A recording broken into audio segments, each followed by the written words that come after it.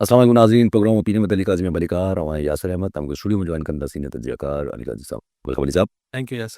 अली साहब as predicted I would say जीअं तव्हां चयो त भई पीपल्स पार्टी जे तरफ़ां मोर और लेस इहो ई ईंदो त भई 243 ते त माना उन्हनि चयो त असां मञूं था पिया कॉन्स्टिट्यूशनल कोर्ट खे उन्हनि कंडीशनल सपोर्ट साइड बि रखी छॾी आहे पर बक़ाया जेके ॻाल्हियूं आहिनि उहे सभु रिजेक्ट कयूं वयूं आहिनि।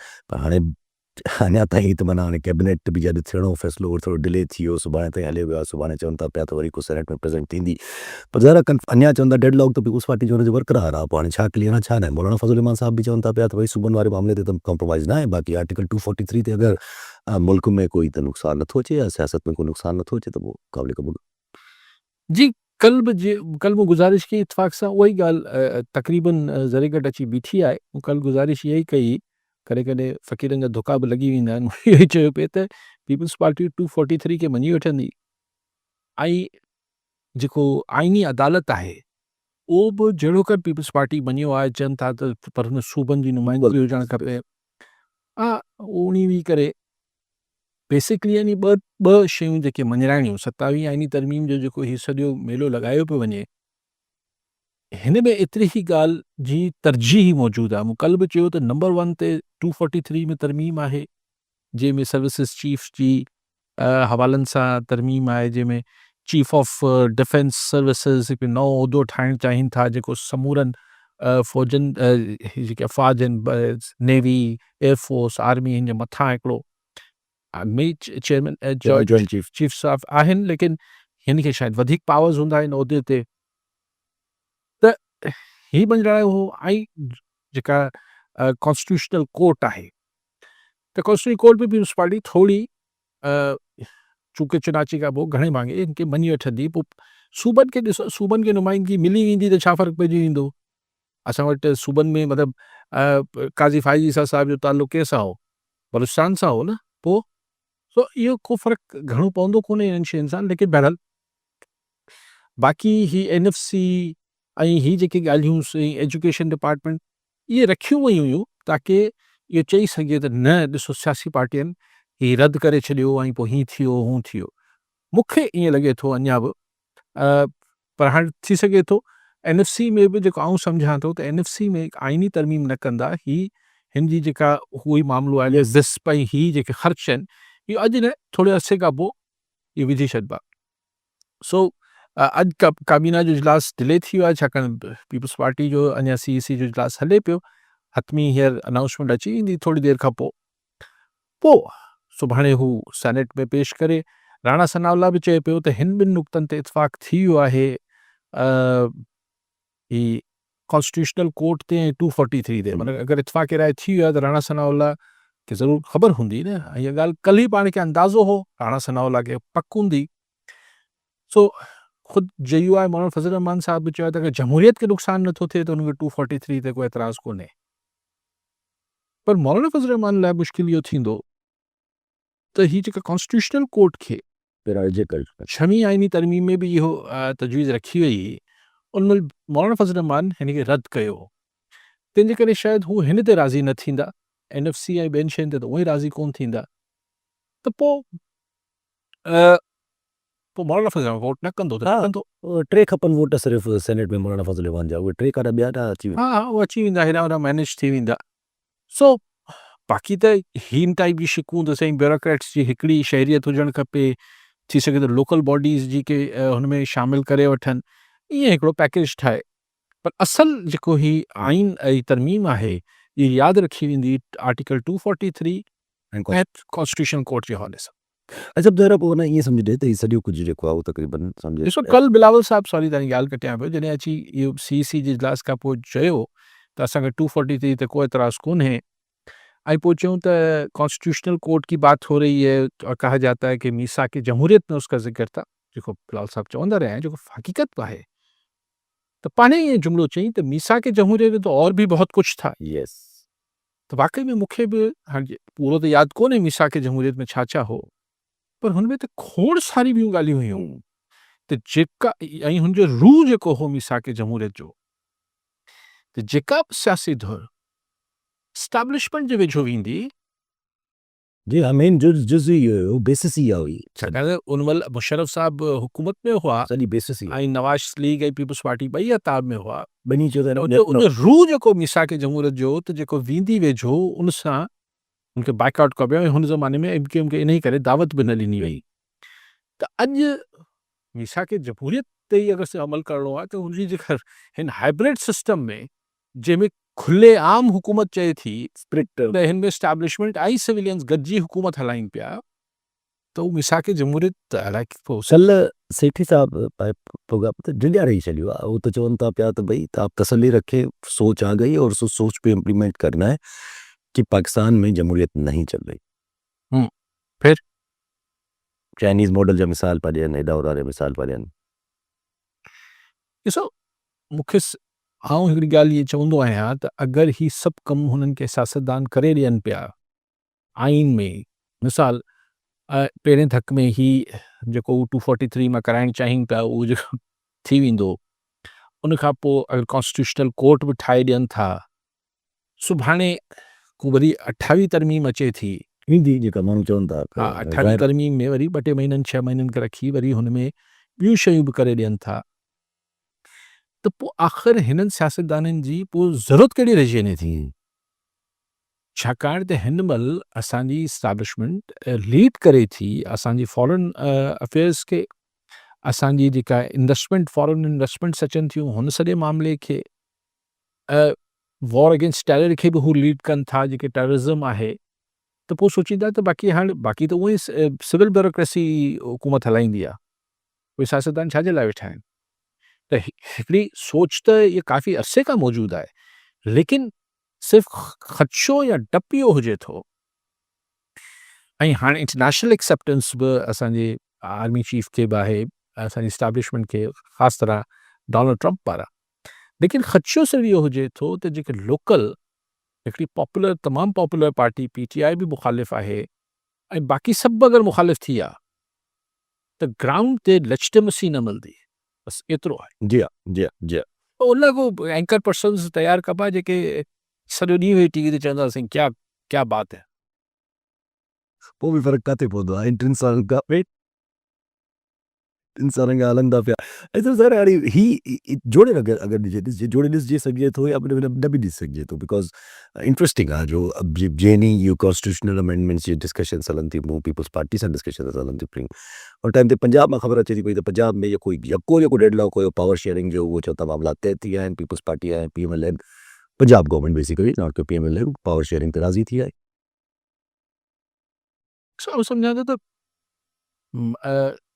राज़ी थी विया हूंदा मूंखे ख़बर न आहे लेकिन मरियम नवाज़ साहिबा कंहिं बि पावर शेयरिंग खे या आउं हीअं तव्हांखे इहे गुज़ारिश पंहिंजे हाँ जे सोजरे ते करे थो छॾियां कंहिं बि क़िस्म जो पावर एग्रीमेंट हुजे भले उन वज़ीर न हुजनि कुझु न हुजनि हाणे चवनि पिया को एजीज़ AGs रखी ॾींदा एडवोकेट जनरल्स रखी ॾींदा को district coordination officers district coordination कुझु ठाहींदा कमिटीज़ जा हेड करे छॾींदा पीपल्स पार्टी जे MPA खे उन्हनि खे फंड ॾिबा MPS खे भला करे वठनि वाइदो पोइ रोज़ पीपल्स पार्टी वारनि जी रड़ियूं हूंदियूं तो फाइल आपस फाइल चीफ मिनिस्टर हाउस में पड़ा हुआ है फाइल यहाँ रुका हुआ है मरियम साहिबा किथे शेयर कंदी पर हिन टाइम ते इहो माना हो न आहे ॼण अगरि मरियम साहिबा अगरि थोरो ॾियनि थियूं पीपल्स पार्टी खे त पोइ छा इहो टुवर्ड्स द अपर माना हिकिड़ो पूरो सम्झी त जेको पीपल्स पार्टी खां 27 अमेंडमेंट ते मनाइणो आहे शायदि हुनजे करे बि को हुजे या का ॿी शइ बि थी सघे थी। त इनमें पीपल्स पार्टी खे राज़ी करण लाइ इहो इशू घटि हूंदो इहो त पीपल्स पार्टी अगरि हिन खां वधीक मरियम साहिबा खे थोरो प्रेशर में आणण जी छाकाणि मरियम साहिबा जो हीउ जेको ताज़ो झड़ो कयो हो कई माण्हुनि जो ख़्यालु आहे त इहो को असल सघारी क़ुवतनि जी मर्ज़ी सां न कयो पंहिंजे मुंहुं नेशनलिस्ट थी वई पंहिंजे मुंहुं त पीउ जे चवण ते ऐं माना पोइ हाणे ज़ाहिर आहे जॾहिं कॉन्स्टिट्यूशनल कोर्ट जी त बिल्कुलु तयारियूं करनि थी पयूं फेडरल शरिया कोर्ट चवनि था पिया त जेका बिल्डिंग आहे उहा ख़ाली कराई थी वञे ख़बरूं हलणु शुरू थी वियूं में कॉन्स्टिट्यूशनल कोर्ट सेटअप करणी आहे ड्यूरिंग हिकिड़े ॿिए केस में बि कुझु जजिस सां मुकालमो थियो त भई तव्हांखे त हाणे होॾे शिफ्ट करणो था वञनि त उहे ॻाल्हियूं थियूं पंहिंजी जाइ ते पर जजिस त ज़ाहिर उते बि इहे ई रिमार्क्स ॾिना त भई असांखे किथे बि रखनि बिल्डिंग चेंज करे छॾनि नालो चेंज करणु supreme court will remain the supreme court how come supreme court इहो ई सुवालु अचे पियो त छा हिन कॉन्स्टिट्यूशनल कोर्ट में ज़ाहिर कल्ह अली ज़फ़र साहब बि चयो त हीउ फेडरल कॉन्स्टिट्यूशनल कोर्ट हिन जो नालो ॾियनि था त इहे सब्जेक्ट त सुप्रीम कोर्ट हूंदी न हूंदी, सवाल त इहो ज़हन में अचे थो पियो। आउं नथो सम्झां, आउं सम्झां थो ही पैरेलल हूंदी। ही बिल्कुलु हिन जो ज़ाहिर it's जजिस of Supreme Court will be appointed in that constitutional court न सर। त सुप्रीम कोर्ट जी हिकिड़ी अलॻि कॉन्स्टिट्यूशनल कोर्ट ठाहिनि पिया, सुप्रीम जी सुप्रीम त कोई न हूंदो न पोइ। जे हींअर हिकिड़ी तव्हांजी सुप्रीम कोर्ट आहे, हिन खां मथे त को बि कोर्ट न आहे, उन तव्हां रिविज़न दाख़िल करे सघो था। पर ईअं ई हू बि हिकिड़ी सुप्रीम कोर्ट जी हूंदी, पंहिंजे मुंहुं हूंदी, सिर्फ़ु कॉन्स्टिट्यूशनल मैटर हैंडल कंदी। त पोइ हीउ जेको 26 आइनी तरमीम चैलेंज थियल आहे, ही गेल गेला रुॻो थी रही, त बसि पोइ साईं केरु ॿुधंदो केरु न ॿुधंदो। ॾिसो त जज साहिबान अगरि स्पेशली ही जेको ट्रांसफर ऑफ जजिस ऐं हिन सॼी ॻाल्हि ते आहे, मुंहिंजे ख़्याल हिन तां त हथु खणंदा, हिन तां बि खणंदा। ऐं ही जेके एग्ज़ीक्यूटिव मजिस्ट्रियल सिस्टम जेको आणण जी ॻाल्हि थिए पई वापसि, त असिस्टेंट कमिश्नर जज थी वेंदो, इन शयुनि तां हथु खणंदा। बिकॉज़ न त ख़ुदि सरकार जा हामी वकील साहिबान बि उन्हनि खे बि बार में मुंहुं ॾेखारणु ॾुखियो थी पवंदो अगरि उनखे डिफेंड थी मुश्किल थींदनि। छो छो हींअर त वरी बि बार काउंसिल खे वरी बि DCs वग़ैरह इन्हनि जे वकीलनि जे हिकिड़ो हुजण जे करे रिस्पेक्ट कंदा आहिनि थोरो घणो, न त सफ़ा अगरि जे DCs खे जुडिशियल पावर मिली वई आहे त पोइ त लेकिन इहो थोरो थो निकिरे। पर आहे त सही न, कल्ह नुसरत जावेद साहब चवनि था पिया त हिन ते सीरियस आहिनि इहो एग्ज़ीक्यूटिव मजिस्ट्रेट्स ते, ऐं कयो वञे थो पियो लाहौर में जेको आहे उहो पंजाब में जेको आहे उहो अफ़सरनि खे पैगाम पहुचायो वियो आहे त भई गेट रेडी, हिकिड़ो क्रैकडाउन करिणो आहे तव्हांखे आफ्टर दिस अमेंडमेंट। सर ॾिसो, मुल्क खे किथे बि खणी वञनि, कहिड़े बि फाशिस्ट हुन लेवल ते, हींअर बि को एतिरी को जमहूरियत त कोन्हे। हाणे कि जेतिरो तव्हां जमहूरियत जी जेका स्कोप आहे या हुनजी स्पेस आहे उहो घटाईंदा वञो, करण लाइ जेको वणे करे वठनि। अच्छा, पाण ॿिए तरफ़ अगरि जे अचे, ज़रा इमरान ख़ान साहब बि कल्ह त हाणे जी कल्ह बि डिस्कस कयो त लैंग्वेज बि अहिड़ी आहे जो फ़िलहाल सम्झ में नथी अचे, पर हुननि इहो त चयो आहे चकज़ई साहब ऐं इहो अलामा नासिर अब्बास साहब PTI गौर करे थी, भई हिननि खे अपॉइंट कयो वञे। अयाज़ सादिक साहब मिलिया आहिनि अॼु, ऐं अयाज़ सादिक साहब खे बि चयो आहे त जेतिरो जल्दी जेको आहे उहो मेजॉरिटी वोट कयल आहे त इनखे चकज़ई साहब खे ऑपोज़िशन लीडर ठाहियो वञे। मुराद फज़ल मान साहब बि त हाणे हिमायत करे छॾी आहे। पर इहे सभु पंहिंजी वैलिड जॻह ते, हीअ असद कैसर साहब अॼु हिकिड़ो ॿियो बि इशारो ॾियनि पिया, हू चवनि पिया 14 तारीख़ खां 13 तारीख़ ते असांजी पार्लिमानी कमेटी जी मीटिंग आहे, ऐं 14 तारीख़ खां असां जेको आहे उहो तहरीक जो आगाज़ कंदासीं। अच्छा, 14 तारीख़ खां ई कल्ह सेठी साहब बि चवनि पिया त 14 तारीख़ इज़ द डेडलाइन, प्रॉब्ली 14 तारीख़ ते असेंबली में इहो पास या वोटिंग थियण या टुवर्ड्स द अमेंडमेंट। जी, 14-15 तारीख़ जी डेटूं त हलनि पियूं, त 14 तारीख़ ताईं हिननि खे पास कराइणो आहे। PTI सो हाणे उहो त हिकिड़ी अलॻि ॻाल्हि थी वई, पर ॻाल्हि अलॻि बि आहे, मिलियल बि आहे। पर मूंखे सम्झायो त PTI कहिड़ी तारीख़ जो ऐलान कंदी, छा करण जो इरादो रखे थी? छा इस्तीफ़ा ॾियण जो इरादो रखनि था? छाकाणि त हाणे इहो ई कार्ड रहिजी वियो अथनि, न त वरी चवंदा त असीं चढ़ाई KP में वञी जलसो था कयूं। इस्लामाबाद ॾे मार्च करण वारी जेका ॻाल्हि आहे, उहो हाणे इन पोज़ीशन में मतिलबु ॾुखियो आहिनि। ऐं सरकार जेतिरी सख़्ती सां, जेतिरी मतिलबु ताक़त सां कुचले थी अहिड़े कंहिं एहतजाज खे, उहो मूंखे ॾुखियो थो लॻे त तकड़ में वरी अहिड़ी का एक्टिविटी कंदा। अॼु हू सुन्नी तहरीक जे साहिबज़ादा हामिद रज़ा साहब खे गिरफ़्तार करे वरितो अथनि। मूंखे नथो लॻे त इहे, हा, बाक़ी कराची में हिकिड़ो जलसो करे वठंदा, हिकिड़ो हैदराबाद में करे वठंदा, हिकिड़ो लाहौर में पंजाब में त करण ई कोन ॾींदा। इहा हिकिड़ी थ्योरी हलाईंदा पिया कुझु साफ़ी, त शायदि जेको मार्च अचे उहो प्रॉबली इस्लामाबाद न वञे, लाहौर वञे। हाणे कहिड़े बेसिस ते, इहो नुसरत जावेद साहब बि चवनि पिया त इहो मतिलबु मार्च लाहौर वञे, ख़बर वठी वठो पहुचंदो आहे। दीदार अली सहतो नारो मां। जी सहतो साहब, छा चवणु चाहींदा?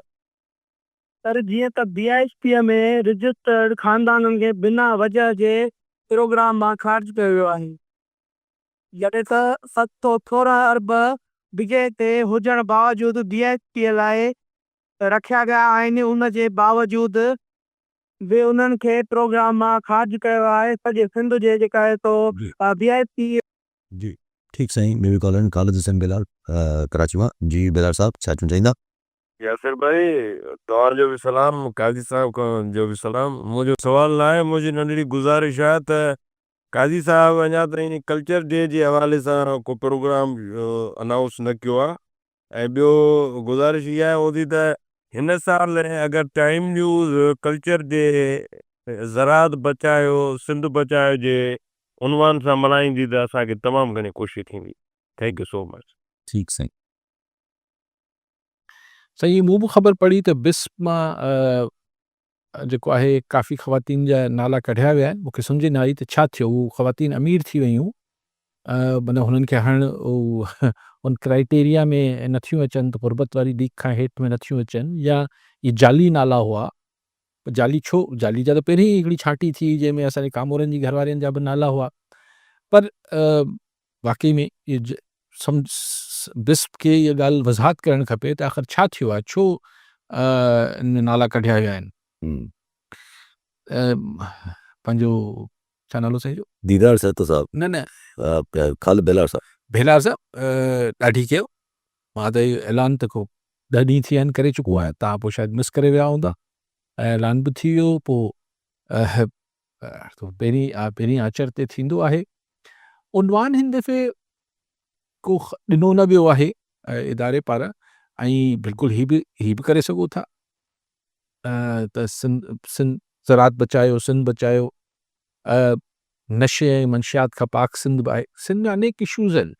ॾिसो, हिन ॾिहाड़े ते पाण सभु हिक ॿिए खे वरी हिकु पंहिंजे पाण सां जेको मुलाक़ात कयूं था, त पंहिंजे पाण सां मुलाक़ात जो छा मतिलबु हूंदो आहे?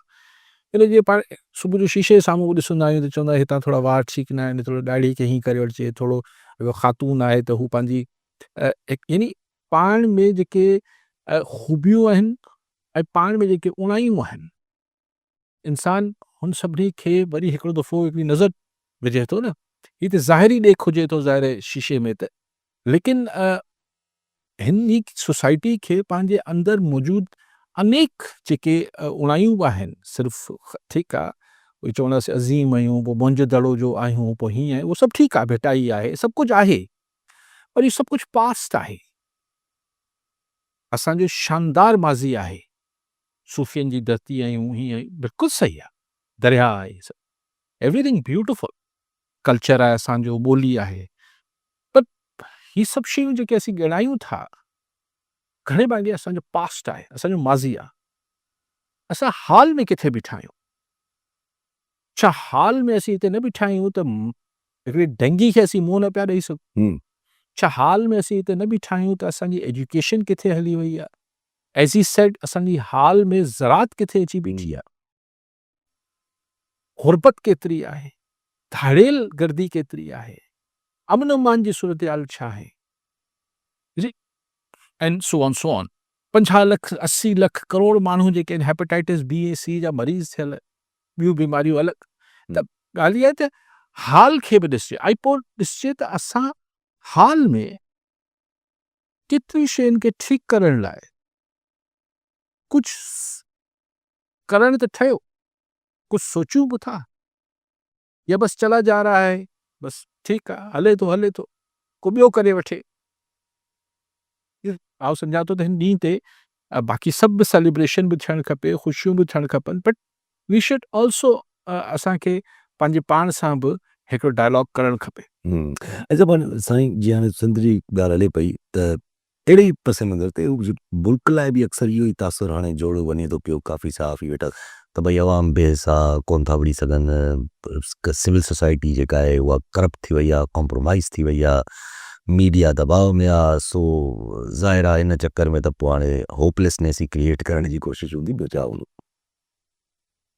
ॾिसो, ॻाल्हि इहा आहे त इहो त होपलेसनेस या मायूसी ते जहिड़ो मतिलबु हिकिड़ो लेफ्ट जो शाइर फैज़ अहमद फैज़, हुन बि चयो त हिननि खे कोई 7 करोड़, हू त जेको लफ़्ज़ इस्तेमालु कयो दुम हिला दे अलाए छा। ॻाल्हि इहा आहे त इहा हिकिड़े वक़्त में अची फ्रस्ट्रेशन थिए थी त यार आख़िर माण्हू हिन सभु तकलीफ़ुनि खे केसि ताईं ऐं छो बर्दाश्त करे रहिया आहिनि, ऐं छो नथा पंहिंजो को अमल में अचनि ऐं मैदान अमल में अचनि, रुॻो वेही हिन खे या त बसि पिटू पराता ॾियणा आहिनि, यस, या नसीब जो हिसो सम्झी चुप रहणो आहे, जी हा, त पोइ हुन में लेकिन जीअं मूं का ख़बर न हूंदी आहे, सोसाइटी जेको मथां नज़र ईंदी आहे, हेठि अलाए कहिड़ो हलचल थी रही जारी हूंदी आहे, केॾी महिल हू भभण करे ख़बर थोड़ी पवंदी आहे त वेल्कनो कॾहिं फाटंदो। जी हाँ, जी हाँ, जी हाँ। वेल्कनो छा चवंदासीं माने आतिशफ़शा लाओ लाओ हा उहो त कॉलर साहब कलीमुल्ला भयो कनकोट मां। जी भयो साहब छा चवणु चाहींदा? सर मुंहिंजो अलिकाई साहब खां सवाल आहे त सिंध गवर्नमेंट पारां कीपा टेस्टिंग सर्विस यानी IBA तरफ़ां उन्हनि पोस्टूं कमिट कयूं 2 ॾींहं पहले लॻे 5 to 15 ग्रेड जे पोस्टिंग लाइ भर्तियुनि जे लाइ, पर हिन महिल ताईं हुनजो जेको प्रोसेस आहे उहो रोड़े शिकार आहे। मतिलबु कॾहिं कोर्ट बैन करे थी, कॾहिं हे जेको आहे बैन हटाइनि था, वरी हाणे जॾहिं कोर्ट उन्हनि खे बाक़ाइदे चयो आहे त तव्हां भर्तियूं हिननि ते कयो, पर हे पोइ बि भर्तियूं कोन था कनि। ऐं हिन खां अलावा सिस्टम जेको आहिनि जोड़ियो वियो आहे अॼु तरफ़ां ग्रेडिंग इंटरव्यू, इहा त शफ़ाफ़ियत जी मतिलबु निकिरी आहे हिकिड़ी न। मिसाल पंहिंजे मनपसंदि माण्हुनि खे सुठे ग्रेडनि वारनि खे हाणे जेके मेरिट वारा आहिनि खे हिते कनि, मतिलबु उनजी नेक नीति ते असांखे पहिरियों मतिलबु शक हुया, पर हाणे त असांखे बिल्कुलु पक थी विया। ऐं हुनखे अलावा साईं खां पुछणा हुया त इहो हाई कोर्ट जे जेके हुकुम आहे उहे मञीदा या कोन मञीदा, या हमेशह तरह मिल्खनि जी तरह माना हे जेको आहे त हुनखे मतिलबु रबी टोकरे में छॾाए छॾिजा। ठीकु सही। हींअर मूं ख़बर थोरी देरि पहिरीं टाइम ते ॾिठी त 1 खां 5 ग्रेड जी ताईं नौकिरियुनि ते पाबंदी हटाइण जो सरकार ऑर्डर जारी कयो आहे। 5 खां 15 5 खां 15 हा 5 खां अच्छा सॉरी वॉट एवर से ॾिसो पे हाणे सही पोर्टल ठहे पियो, पोर्टल बंदि थी वियो अलाए खुलियो न खुलियो मूंखे ख़बर न आहे। नौकिरियूं त सरकार ॾींदा त ही असां वटि ही जेकी सरकारी नौकिरियूं आहिनि इहे पंहिंजनि खे ॾियण लाइ हुजनि थियूं, ऐं पंहिंजा पोइ अॻिते हुननि जा ॿ कम हुजनि था। या त अगरि हू थोरो मथे जा मामला हुजनि था त बाबा हिन मूंखे हितां मूंखे 500 वोट मिलंदा आहिनि त हिकिड़ी नौकिरी हिन खे ॾेई छॾियो, बाबा हुतां जेको आहे 10,000 वोट मिलंदा आहिनि 2 नौकिरियूं हुननि खे ॾेई छॾियो। या पोइ ॾिबो आहे त बाबा हाणे तूं वञी अच्छा जंहिंखे ॾिनी त बाबा ही 500 वोटनि जो जेको आहे ही पोलिंग वारो धणी आहे, ॾाढो मूंखे हमेशह पोलिंग खटराए थो, 5 उनखे नौकिरी ॾिनी, हू अॻिते वञी खपाए 5 लख में खपाए, 10 में खपाए, 15 में खपाए। जी जी सो अनफॉर्चुनेट आहे। हाणे तव्हां चओ था त हिन में शफ़ाफ़ियत कोन्हे, त तव्हांखे अॼु ख़बर पई हूंदी सही, पर ज़ाहिर आहे हाणे सभु सम्झूं था कीअं थींदो। इवन हाणे त ज़ुल्म इहो आहे या अफ़सोस जेके चइजे ॾुख बल्कि आउं चवंदुसि त जेके पब्लिक सर्विस कमीशन आहे उन में अहिड़ी हालत थी वई आहे, सॼो सॼो आहे हिकिड़ी बोरियत थिए थी सभु शयूं ॾिसी त किथे बि मेरिट न हूंदे बोरियत थिए थी। की जेका जीअं पाण वटि ख़बर हलणु शुरू थी त भई दाड़ेल मरी वियो आहे, सभु कुझु भई मारियो अथऊं 50 लख ॾंडो, हुन ते उन वीडियो आई आहे पंहिंजी त मां ज़िंदा आहियां। हा बसि ही त ॾिसो ॻाल्हि इहा आहे त छा चइजे कुझु चई घणो कुझु चई बि न सघिजे, छो हिन वक़्तु घणी ॻाल्हियूं ॿुधियूं पियूं हिन मथे बि आहे न सभु कुझु पूरो। ॾिसो पर सर अगरि परिवार पर अची पंहिंजी ॻाल्हि ते ॿुधी चऊं त 27 अमेंडमेंट आई कोन्हे, 27 अमेंडमेंट सुप्रीम कोर्ट में चैलेंज थी वई आहे। चैलेंज थी आहे 27 सुप्रीम कोर्ट में चैलेंज थी आहे, पर what will be the fate of 26 amendment? 26 amendment जो जेको केस हले थो पियो, कुझु माण्हू प्रिडिक्ट कनि था पिया त भई अगरि डिलेइंग टैक्टिक्स थी सरकार जे तरफ़ां त प्रोबेबली 26 अमेंडमेंट जो केस फुल कोर्ट जी तरफ़ सां सरकार जी तरफ़ां डिले छो थींदो? सरकार खे सिर्फ़ु इंतज़ारु आहे अॼो के ॾींहुं पीपल्स पार्टी हा कंदी, सुभाणे ही कैबिनेट मंज़ूर कंदी, सुभाणे सेनेट में रखियो वेंदो, 2 टे ॾींहं 1-2 ॾींहंनि में सेनेट में पास थींदो, 24 तारीख़ ताईं क़ौमी असेंबली में पास थींदो। अल्लाह अल्लाह ख़ैर से अल्लाह, डिले जो सवाल छा आहे? तव्हांखे हाणे छो खुटको आहे?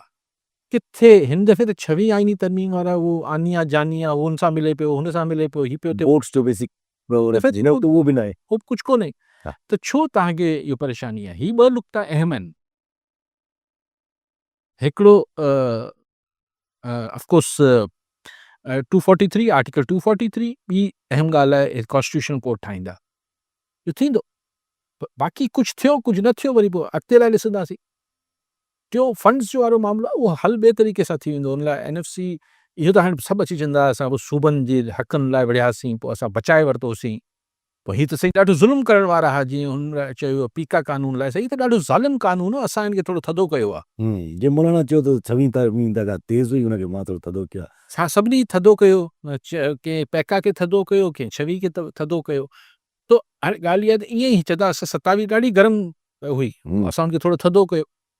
थियणो इहो ई आहे जेको पहिरीं बि तइ थियल हो उहो थियो, हाणे बि तइ थींदो, बिकॉज़ द एंटायर प्रोसेस हिन में पब्लिक ओपिनियन जी, राय आमा जी का न इज़त आहे, न वैल्यू आहे, न हैसियत आहे।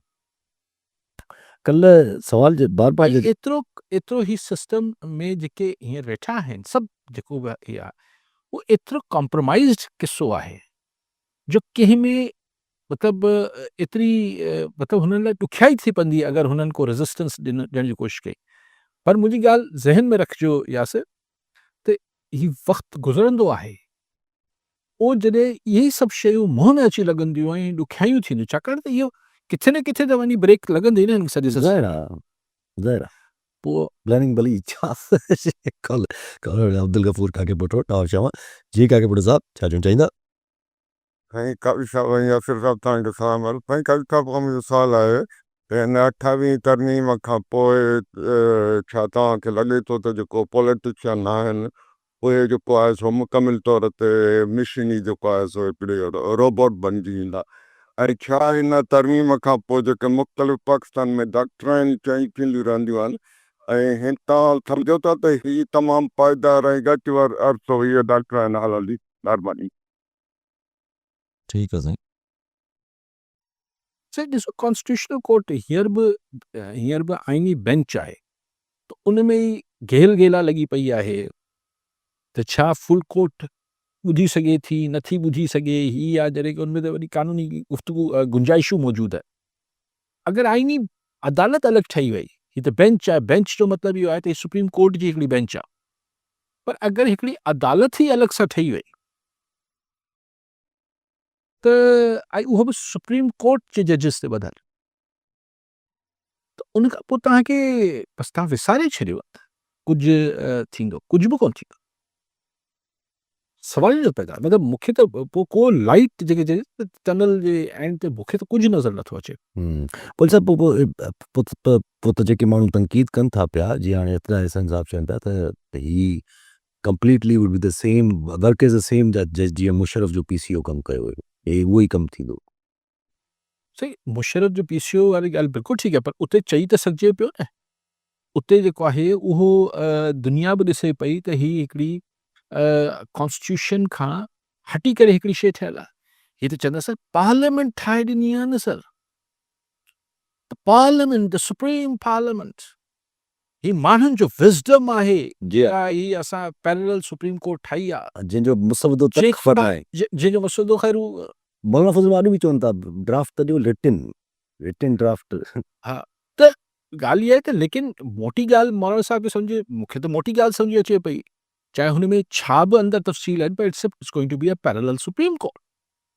त हुन खां पोइ पार्लियामेंट ही ऐं मुशर्रफ जे PCO जे जजिस खां वधीक ख़ौफ़नाक शइ थींदी, छाकाणि त ही त पार्लियामेंट करे ॾिनो आहे, पार्लियामेंट करे ॾिनो आहे त मतिलबु सही कॉन्स्टिट्यूशनल थी वियो, वाह वाह कमु थी वियो। 7 जज अॼु जंग में ख़बर हुई त 7 जज साहिबान हूंदा ऐं पोइ फर्स्ट क्लास नालो बि हुन में एतिरो ऑब्वियस ठहियलु आहे जो चवनि था त पिया जैसे ज़मीन ख़ान साहब पिया, हाणे सराबाज़ी साहब क्लेम कनि था, इवन सभु साफ़ ई क्लेम कनि था पिया त उहे थींदा। उहो थींदा, या ॿिया जेके रिटायर्ड जजिस बि रखी सघंदा, सभु इख़्तियार हूंदो, वज़ीर आज़म साहब उहो जज रखंदो, हा वज़ीर आज़म साहब उहो जज रखंदो, जेका कॉन्स्टिट्यूशनल पिटीशन्स दाख़िल थींदियूं आहिनि उनमें घणे भाङे गवर्नमेंट ऑफ पाकिस्तान धोरंदी आहे, छा मज़ाक हूंदो त पाण सां। ऐं मूंखे उहा ई ॻाल्हि त बाक़ी सिविल सोसाइटी नथी उथे सही, पोइ फलाण थिए, वकील साहिबान जेके ॿियनि मामलनि ते त छिका कनि था आहिनि अक्सर एहतिजाज वग़ैरह, उहो ठीकु आहे, उहो ज़ाहिर सोसाइटी जो हिसो आहे, पर हिन खे बसि बर्दाश्त करे वठंदा, करे वठ आहे त ईअं ई दफ़ा सभु हिकिड़ो ॿियो बि वॾो सुवालु आहे न त ज़रा तव्हां सीक्रेसी रखी आहे, जेको बि रखियो आहे, मौलाना फज़ल रहमान जा राणा सना बि चयो त न आणींदासीं असां आर्टिकल 243 में जेको आहे उन ॿुधाईंदासीं। कल्ह बैरिस्टर अकील साहब बि वेठा हुया, उन्हनि बि चयो त भई आर्टिकल 243 में जेको आहे उहो फोरम ई न आहे, त फोरम कहिड़ो आहे, हल त इहा ॻाल्हि सम्झ थी, पर का ख़बर न आहे त आहे छा, पर हिते मैटर त करे थो न त हिन में अंदरि वाक़ई आहे छा। उहो त जेसि ताईं हाणे उहो मसइलो साम्हूं अचे, जेको ख़बरूं ॿाहिरि कढनि था त चीफ ऑफ डिफेंस सर्विसिस, मतिलबु हिकिड़ो मथे हिकिड़ो उहिदो क्रिएट कबो, हुन जे हेठि टई चीफ्स हूंदा, ऑफिस छा आहे, पावर्स छा आहिनि, वॾा पोइ हिकिड़ा सवाल जॾहिं तव्हां ज़ाहिर हिकिड़ी कमांड ठाहींदो न, त भई जॾहिं को जीअं हाणे इंडिया सां मामिलो थियो या ॿिया मामला थियनि था त पोइ आर्मी चीफ आर्मी खे ॾिसे थो त कोऑर्डिनेशन हिकिड़ी बहितर कोऑर्डिनेशन लाइ इहे जेको जवाज़ ॿुधाए जवाब ॿुधाए थो न, इहो ई ॿुधायो हा। कोन्हे। सो हाणे उहो पहिरीं त ॻाल्हियूं आयूं त हिननि जी अपॉइंटमेंट्स हीअं त प्राइम मिनिस्टर करे थो, पोइ केरु कंदो सो इहे ॾिसो अचे साम्हूं अचे। सिर्फ़ 43 में इहा शइ बि त आहे न। हा, हुन में त इहा लिखियलु आहे न त प्रेसिडेंट सुप्रीम कमांडर हूंदो। ऐं प्राइम इहा मिनिस्टर तव्हांखे दिलचस्प ॻाल्हि ॿुधाए न, मूं उन अख़बार में पढ़ियो, मूंखे बि ख़बर न हुई त इहो जेको प्रेसिडेंट खे सुप्रीम कमांडर जो स्टेटस जेको आहे ज़ियाउलत ॾियारियो यस, हिन खां, पाण प्रेसिडेंट। छाकाणि पाण प्रेसिडेंट हो, आर्मी चीफ पाण हो, पंहिंजो सुप्रीम कमांडर पाण ई हो। लेकिन लेकिन नेवरदलेस ॾिसूं हुनजी तफ़सील अचनि त कुझु ॻाल्हि कजे।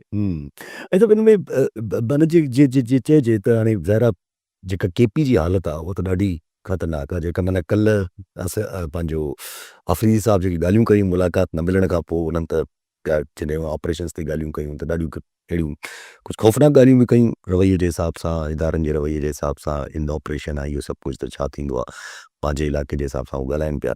हू पंहिंजे जाइ ते हू जॾहिं चवनि था पिया त मूंखे बाबा मां तयारु आहियां, मूंखे मिलंदो त मां ईंदुमि, जाॾे चवंदो ख़ान त मां ईंदुमि। त छा कंहिंसां मिलंदो? मूंखे ख़ान सां मिलंदो जॾहिं त मूंखे जाॾे ख़ान जो ऑडर ईंदो वञण लाइ त मां माण्हू वठी ईंदो। त हाणे उते हिकिड़ो ट्विस्ट त अचे थो न त कहिड़े बि टाइम ते ख़ान जेको आहे उहो अगरि कॉल ॾेई विझे त उहो मामला खां शोर त थी वेंदो। यस थींदो। त मूं चयो शायदि परवाह कोन्हे। ऐं ख़ान त हिकिड़ी हुन स्टेट ऑफ माइंड में आहे त मां त अंदरि आहियां, ॿियो केतिरो अंदरि कंदो जेको वणे करे वठो। इहा बि ख़ौफ़नाक मतिलबु ख़ुदि सोच हुजे थी न, जॾहिं माण्हू हिन सोच में अची वञे, जॾहिं परवाह न हुजे थी त जॾहिं माण्हू चए थो जेको वणे करे वठो आऊं त कंदसि, हाणे इहो त मतिलबु हिन सां कीअं विढ़े माण्हू।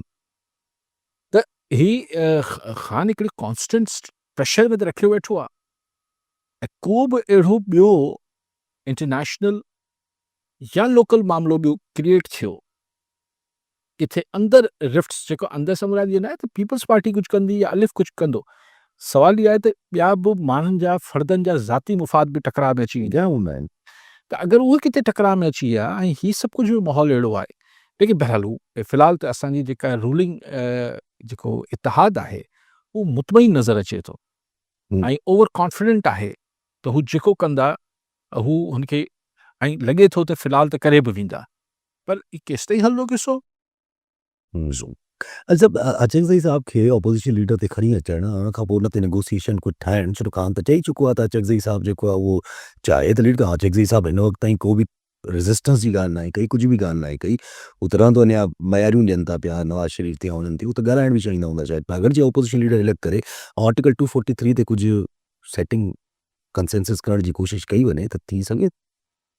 आई डोंट थिंक के आर्टिकल 243 ते पीटीआई जी हू हाणे को सपोर्ट वठणु चाहींदा या पीटीआई हुननि खे को सपोर्ट ॾींदी बि, छाकाणि हींअर हू हिन ॻाल्हि खे त सियासत से ऊपर बालातर करे ॾिसनि पिया। पर मुतनाज़ न थी वेंदी हिकिड़ी शइ पोइ कीअं पियो अपोज़िशन आहे मुखालफ़त थी करे कॾहिं थी कंदी रहे, पर हिकिड़ी पीटीआई वॾी जमात आहे, मुतनाज़ न थी वेंदी हिकिड़ी शइ। सर उहो परवाह हुजे हा त पोइ त घणी शयूं, मूं तव्हांखे थोरी देरि पहिरीं चयो त हिन मुल्क में सवाइ पीटीआई जो न आहे सवाल, सवाल सिर्फ़ु ख़ान जो न आहे, पब्लिक ओपिनियन जी केतिरी वैल्यू आहे, माण्हू छा सोचींदा, माण्हुनि में छा सोच बीहंदी, छा तासुर बीहंदो, इन जी कंहिंखे बि परवाह कोन्हे।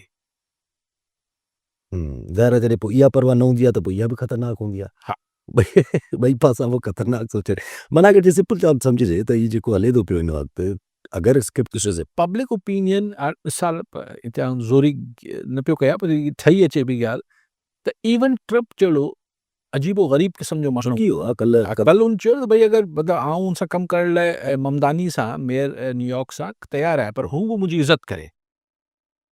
ज़ाहिर ऑफिस जी इज़त त हू बि कंदो, ईअं त न आहे माना प्रेसिडेंट जी ऑफिस आहे। बिकॉज पब्लिक ओपिनियन फ़िलहाल ममदानी सां गॾु आहे न, सिर्फ़ु वोट न मिलियो आहे पर ओवरवेलमिंग वोट मिलियो अथसि, ऐं जीअं हुनखे सॼी सिर्फ़ु अमेरिका जे अंदरि न सॼी दुनिया में हुनखे पज़ीराई मिले थी, ऐं जेतिरो रिस्पॉन्स हुनखे मिले थो, because he stands for somebody who is courageous enough, जंहिंमें एतिरी हिमत आहे त हू जेको आहे सो आहे, ऐं हू हिकिड़ी बेसिक चेंज जी ॻाल्हि पियो करे।